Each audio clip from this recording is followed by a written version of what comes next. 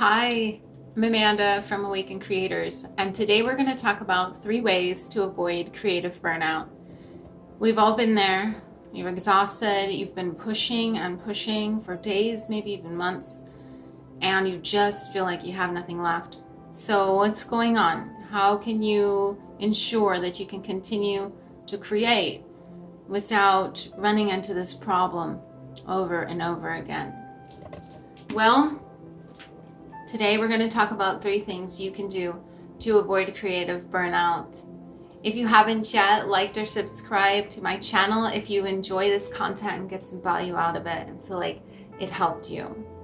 Okay, so number 3, stop expecting a linear process. Okay, I see this all the time.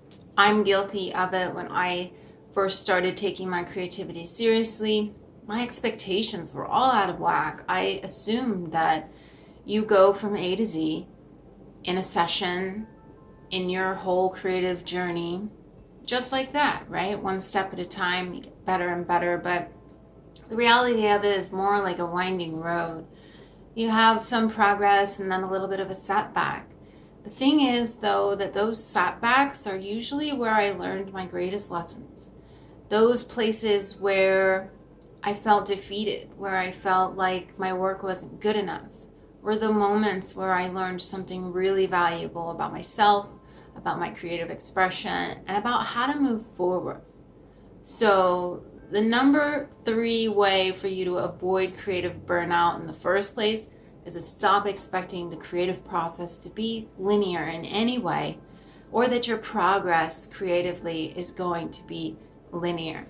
If you allow for that winding road, you will much more easily be able to handle the bumps and ups and downs that you're going to experience, guaranteed. So cut yourself some slack and realize that that is part of the process, that it's totally okay, and to just let yourself roll with it. The second way you can avoid creative burnout is to stop trying to compare your progress to others. This is a really bad road to go down and will lead you to burnout, because you'll be constantly trying to catch up to those people's progress. You've probably heard it before, but maybe you haven't, not to compare your start to someone else's middle. And that's usually where, especially new creatives, begin. They join a group or an organization, they start going to conferences, or they start meeting up with people who've been doing it for a really long time, and they go, wow, I'm not quite up to that standard. So what do? They dig in. They try to get there as fast as they can. They don't allow for a natural progression to occur.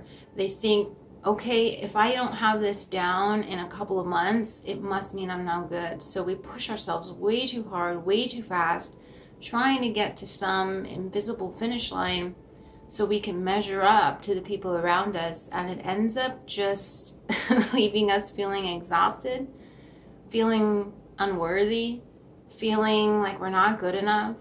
And that creative burnout is real, and some people never recover from that and just stop creating, and period. So to avoid that altogether, release yourself from any sort of comparison to anyone else. The only person you should be comparing yourself to is you. If you're making progress according to your own standards, then you're making progress, and you don't need to measure up to anyone else's or to catch up to where anyone else is. You just need to, have your own goals and be meeting those goals and move forward. Okay, and the number 1 way for you to avoid creative burnout is to stop refusing to accept that rest, doing nothing, relaxing is a part of the creative process. We have an obsession with doing. Doing, yes, is important. You can't get anything accomplished if you don't actually get your butt in the chair and start writing. If you don't actually get some paint on that canvas and start painting. If you don't get your pencil into the sketchbook and start sketching, you will accomplish nothing. We get that. That's clear.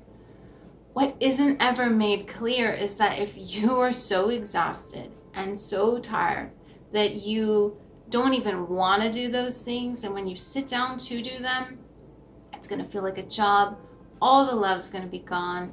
You're just going to slug through it. If you can even get that far, you'll probably just end up procrastinating and doing nothing instead, because your body is trying to tell you to relax and your ego is refusing to allow you to. So if you accept that rest is an important and essential component to the creative process, you're going to find things flow a lot more smoothly. If you've tuned into my other video, it's called The Cycle of Creative Flow. I explained that the body is only 1/3 of the components necessary to stay in a creative flow state. 1/3, meaning we have it backwards, essentially. We think it's mostly doing and hardly anything else, when the reverse is true. Of course, like I mentioned, the doing is important, but after you've done, after you've pushed, you need to pull back. You need to rest. You need to relax. You need to breathe. Go for a walk. Go play with your kids. Go sit on a beach. Go do something totally different, unrelated to your creative project. Engaging in activities outside of your creative process with the intention that you're doing it to relax and let go, It doesn't help if you do the dishes and all you think about is, I should be working on my creative projects, and your mind's going crazy about that. Be really present with what you're doing. Be really present with how you choose to rest, and you'll find that you open yourself back up to inspiration. And in fact, may even find that you're given the solution to a creative problem that you might have been facing that was leading you to feel so burnt out in the first place. But you can only get there. You can only be in a state to receive that kind of creative inspiration if you're in a state of receptivity. So if you want more information about how to do that, then I highly suggest checking out that video here on YouTube. So in conclusion, the top 3 ways you can avoid creative burnout is to stop expecting the creative process to be linear, and that your progress is going to be linear as well. Stop trying to catch up to other people you compare yourself to. And stop refusing to accept that rest is an essential component to the creative process. If you're interested in learning more about this and really understanding this much deeper, I have an awesome, exciting treat for you. I have created an Awaken Creators mini course on the cycle of creative flow.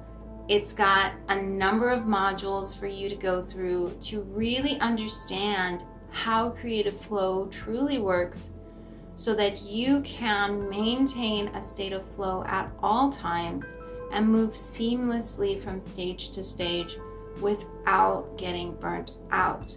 And this course I'm offering to you for free.